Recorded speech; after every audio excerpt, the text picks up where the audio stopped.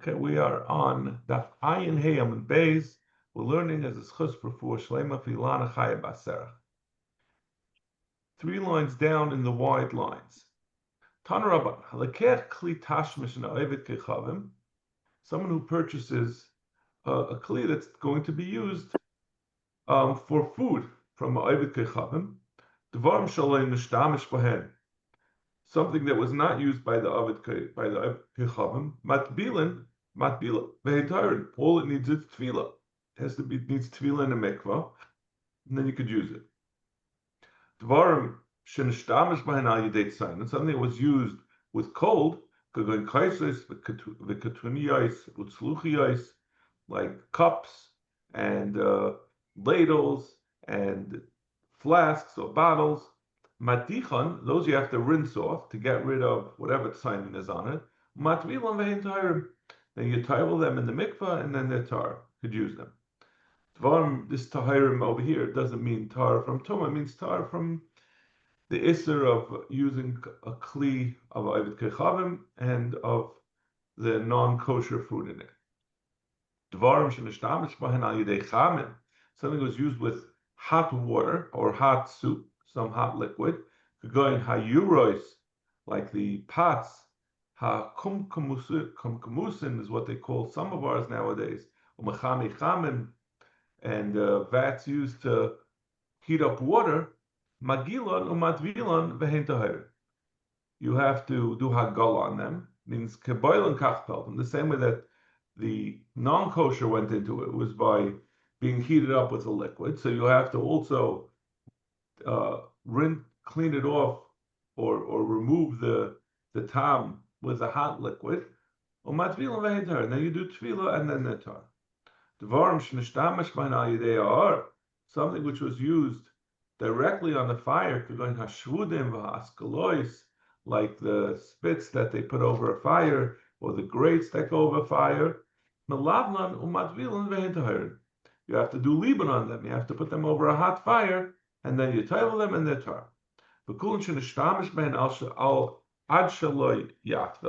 Any of them that they used before tefillah, if you weren't to do hagala and you didn't do liban, we have one brayso that says what was produced by using this non-kasher kli is going to be aser, and the other one says it's mutter. So l'chayra it's shver. You have the steers of the two braysos. One says what was used with a non-kasher kli is aser. One says it's mutter. So Gemara loy kasher. Hakamanda amar noisin tam l'fgam aser. Hakamanda amar noisin tam l'fgam mutter. It depends.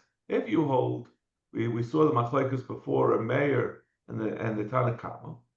Rameir holds, I think it was Rameir said that noisin tam l'fgam is aser, even if the tam that's given off is aser, is l'fgam, it's not beneficial, it's not a good tam, it's still aser. That's why he would say, if you didn't kasher the kli, now the tam that you're getting from this kli when you use it yourself is not a good taste. So if you hold noisin tam l'fgam mutter, the fact that you didn't kasher won't affect anything. It will still be mutter. And the one who says it's aser, he'll noisin tam l'fgam is aser. Now it should immediately occur to you. We don't always say not everything that has a tam in it is a noisin tam l'fgam. Ulamanda am noisin tam l'fgam mutter. You'd have, first of all, the way the Gemara gets to the obvious chiluk is that the Torah said that you have to. The Torah told us the din of kasher and kalim that you got from the minyanim. Said the kalim that were captured from the minyanim have to be kasher. What do they need kashering for? They only have a tam in them, and the tam is lefgam. So Amar Chiyabar Breder of Huna le'asher Torah el kadei rabas yuma lav noisin tam lefgam. Of course, there's a din of even according to Manda Amar who says noisin tam lefgam is mutter. It's only lefgam after a day. When the Torah said that you have to kasher a kli, It means if you want to use it within a day, but after a day, Einachanami, it's not nice and tam lefkam. So the Gemara, if that's the case, why taka we should only require kashering of a kli for if you want to use it for the first day. This din that you have to do hagala or libun, that you have to kasher kalim. That's always the case. You don't, if after you wait a day, you're not off the hook for kashering. So tomorrow, gzeira k'teira she'ena bas yuma mishum k'teira bas yuma. Eina chanami, the din midaraisa, the requirement to kasher a kli is according to the Mandam who says nois the tam lefgam is mutter is taka only for the first day, because after the first day the tam is not beneficial. It's lefgam. The second day we still require you to kasher the kli because we don't want people to not realize that then they'll end up using the kli even on the first day without kashering it. The other mandama, the mandama who says nois and tam lefgam is also, he says the first day also is also going to be, it's going to also be also because it gives a tam lefgam. The first day there's the same tam as the afterwards, and they're equally also. Rami later of Amram Lerv Sheshes Tnan Hashvudim v'Haskala Malavnim Ba'or. We said in the Mishnah that the way to kasher something that was used over the fire, if a guy cooked non-kosher food on a spit, the classic example is if you go to an Airbnb and you want to use their barbecue, the grill, so you have to do libun on it, which they always tell you it's too hard to do and don't bother, just easier to buy a new one. They don't say it's easy for the Rabbanim to say it's easy to buy a new one, but they're not the ones who has to put it together. Anyway, Hashvudim Haskala, by that time you might as well just drive to wherever the closest kosher food is and buy from there. Hashvudim Haskala, the Mishnah says they need libo. In fact, the Gemara Tanan, we said in the Mishnah in Zvachim Gabi Kachim. As far as Kachim is concerned, Hashvud v'Haskala Magila b'Chami. When you have a spit or a grate that was used with Kachim, you are Magilan. You Magilan b'Chamin. You have to use hot water to kasher them. So the context in which this is being discussed is legabe the kalim in the Beis Hamikdash. Obviously, you didn't have any non-kosher kalim in the Beis Hamikdash. We're talking only legabe kachim. But the problem with kachim is that it becomes nicer. So if you have a tam of a carbon, let's say for example a carbon chatas, the following day that tam is going to be nicer. So in order to make the kli that was used with the chatas not have a tam of chatas that becomes nicer, the Mishnah says you have to clean it in water. Use hot water, basically boil it in water to get out the top. But this is something that was used with fire. Why doesn't it require libun? So the Gemara is going to give a bunch of terutzim. Amalei, Amram Bari. He said, my dear son, I guess it was Amram who was the one who was asking this. How could you compare that which we say that you could do hagala on something on kachim that came in a tam through fire? What does that have to do with legabi the koshering of things that have a non-kosher taste in it? In the case of kachim, what was absorbed by the kli? It was a tam of something that was mutter at the time that the tam of the chatas went, and it wasn't yet nicer. So that's not that only needs hagala. Over here, when we're talking about treif, so at the time it went into the guy's thing, it was already treif. Amar Rava, so I said, kapala tisura kapala. What difference does it make to us what its status was when it came in?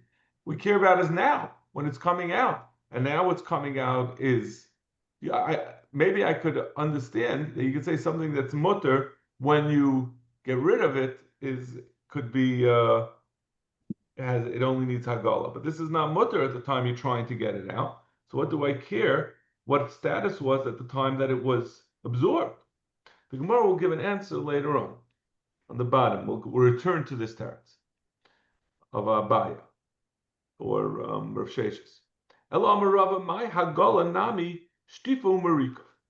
What hagala refers to here is not when the Mishnah says Gavikacham Ashur Vasfeldim Magilim Mechamen, it doesn't refer to the hagala that we do to remove the taste. This is Exeris HaKasev that Rashi says that in addition to the libun that's required, you also have to be shaitef, which is to rinse it, umarika, and to clean it out. The Torah added an additional requirement of shtifa umarika for kachim. Amle abaya mi dami mariko shtifa b'tzayin hagala b'chamin. Says, how could you say you need hagala? They're not. You wouldn't. That's not the way the Torah would. That's not the way the Mishnah would refer to it as that you're going to do hagala on it. If you're talking about shtifa marika, that's just talking about that you wash it off with cold water and then you use a sponge or use a steel wool to clean it out. But you wouldn't call that hagala. So Gemara El Amar Abaya Yagad Olav Reya. The way we're going to learn what the din is, even though it said Hagala B'chamen, what it really is referring to is libun, but you're supposed to figure it out with using the concept of Yagad Olav Reya, looking at it, what adjoins it, since what's adjoining it has this characteristic, this also does. One Mishnah will teach you about the other. Tana Hacha Libun V'hu Adin L'Hagala, Tana Hasam Hagala V'hu Adin Libun. Abaya has a whole new shita. Abaya holds that, and if you think about it, it makes sense. He says that when you have a barbecue grill, not only do you have to do libun, you also do have to do hagala. Whatever was absorbed through liquid, just because it's used over the fire, doesn't mean there aren't also liquids on it. So whatever's, that's not even necessarily the case. But Abaya's shita is that everything that requires libun additionally also requires hagala. Tana Hasam Hagala Vuadin Libum. So it said over there, so Tana Hachaliba Vuadan Hagala, Tana Hasam Hagala Vuadin Libum. That each one, even though Gabi Kachim we mentioned Hagala, and over here we mentioned Libum, the intention is that over here when we say Libum, you also need Hagala. When it says Hagala over there, it also means Libum. So Rabba asks that it's not a very helpful way for the Mishnah to do it. Amle Rabbi Hachi Lisninu L'Kula B'Chada. Let it say both Hagala and Libun in one Mishnah, and then it could just say, it says you need Libun and Hagala in one Mishnah, and then the other Mishnah just says Libun. It doesn't have to clarify that it refers to both. But it doesn't make sense to just say one requirement by each one. That's very misleading. El Amar Rava. Rava says a different teretz. Rava had proposed the teretz before that it was Shtifa Marika, but we asked on that. That's Betzayin, and so now Rava's giving another teretz. Amar Rava, Kacham Hainu Tamaya. What's the reason why Kacham only needs Hagala? K'der Nachman Amar Ravud. Amar Kol Yoim V'Yoim Nasa Gil L'Chaver. Every day, as you bring the carbon, it becomes the next carbon that you do is, we use the term gil over here a little bit broadly. Gil over here means a hechsher. Each carbon that's brought is machsher, the kalim for the next carbon, for the previous carbon. So, for example, if you brought a shlamim doesn't become nicer for 2 days, and then the next day you bring the chatas. So the chatas will be machsher the tam of the shlamim, that it will remove it, so it won't be in the kli to make something else nicer. The Gemara tenich shlamim the kivin the shleiyam misachtem the kamin then havi nicer kahavi gil. That works if you bring a shlamim one day, this is all by, I should have said, this is all referring to being brought on Yom Tov. So talking about the karbanos that are brought on Yom Tov, and specifically the nicer problems with the karbanos brought on Yom Tov when you bring a chatas and a shlamim. So he says that works when you bring a shlamim the first day, and the second day you bring a chatas. So the chatas arrives before the shlamim became nice, because the nicer you have 2 days before you have to eat it. Al chatas. But if you bring a chatas the first day, kim the liyayim l'layim esachi kim avashal ha'idna chatas havi. The chatas is only 1 day. The next day you bring whatever you bring a chatas or a shlamim. That shvud is going to be, it's too late. It already became nicer. Kim avashal ba'ha'idna chatas havi nicer. So tomorrow, yeah.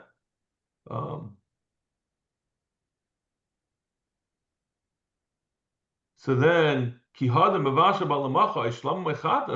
then the next day, whenever he brings, if he brings the chatas 1 day,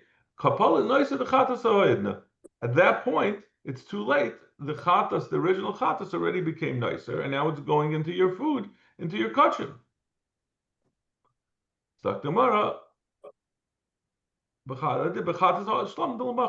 Going into the next carbon that you bring the following day. Amri loitzrich. No, he says no. It's not. There's a way. This is the reason why it works. They make sure that each day you don't do the chatas last, so that you're going to have the noiser the following day.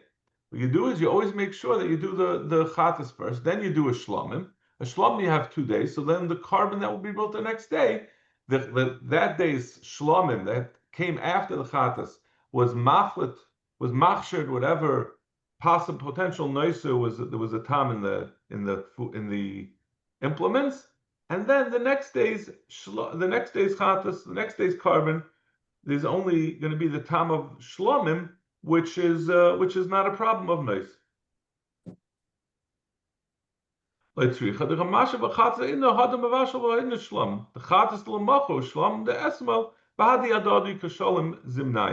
doesn't mean it doesn't mean exactly that it's saying that they both end at the same time. What it means to say is that the shlamim is at that point still not noise.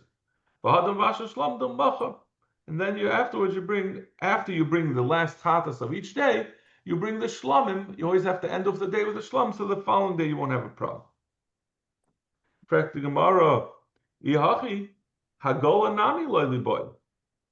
So fact the Gemara was, but we're trying to explain why the Mishnah said that you have to do Hagola. So we said we don't need libun because each day it removes the tam of the noiser through the cooking, through the libum of the next day. So what are you talking about? What do you need Hagola for? So Gemara Kasha. Oh, you got me. Let's tackle a problem. Rapapa says a different teretz. High kared, high loy kared.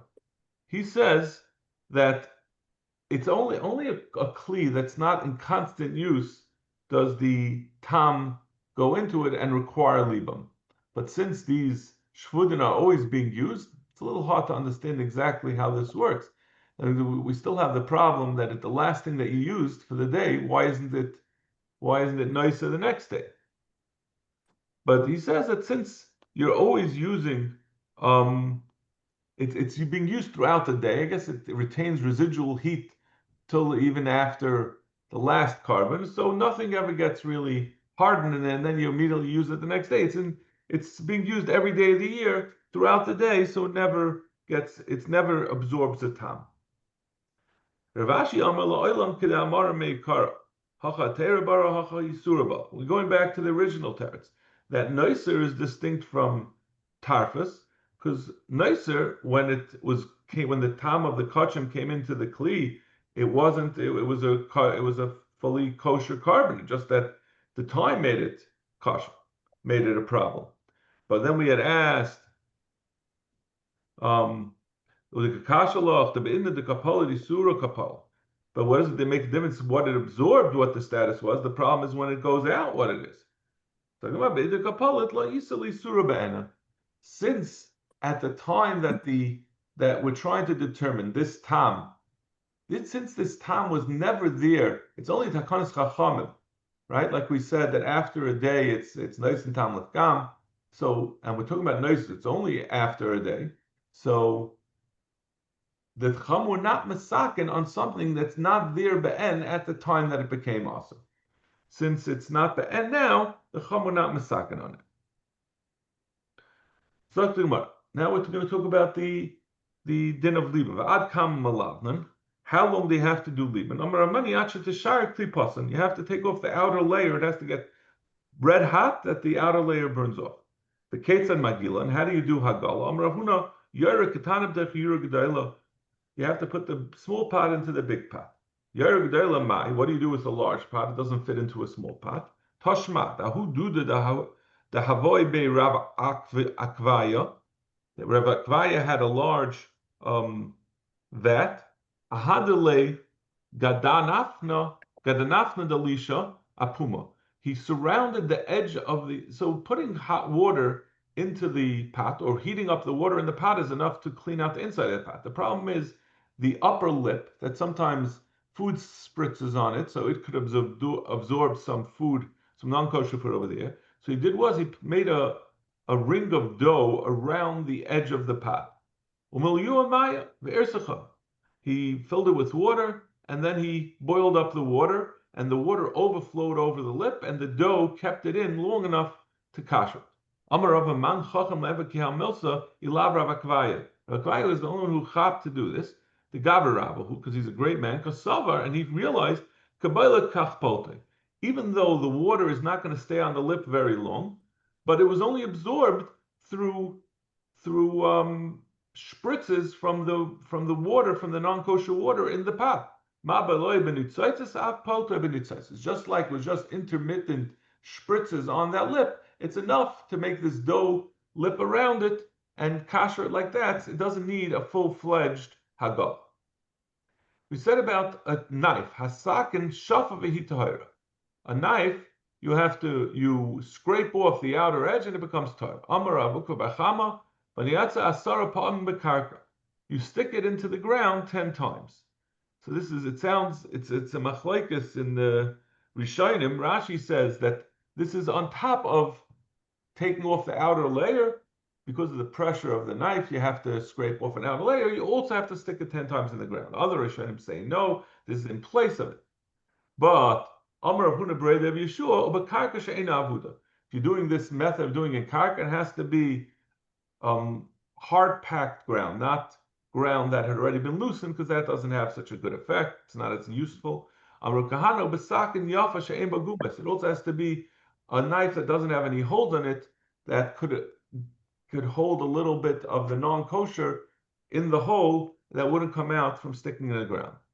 Tanya nami hachi, or the way Rashi would say is that you need first of all to scrape it, and secondly you need to stick in the ground, and you have to follow these tnaim when you stick in the ground. We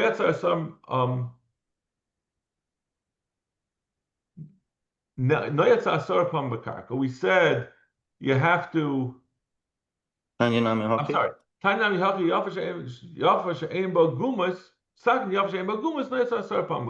what you stick into the ground. He says also this you only use it to eat tzainin. It's not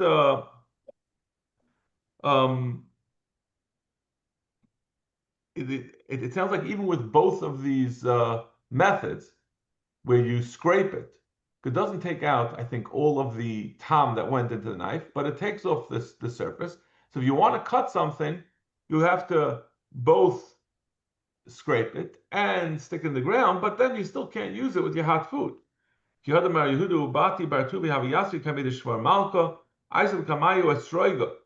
front of them an esrog, pasuk achol, and he cut a piece and he ate it. And this was a non-kosher knife. Pasuk v'havle lebati b'atuvi. Then he cut off another piece of the esrog.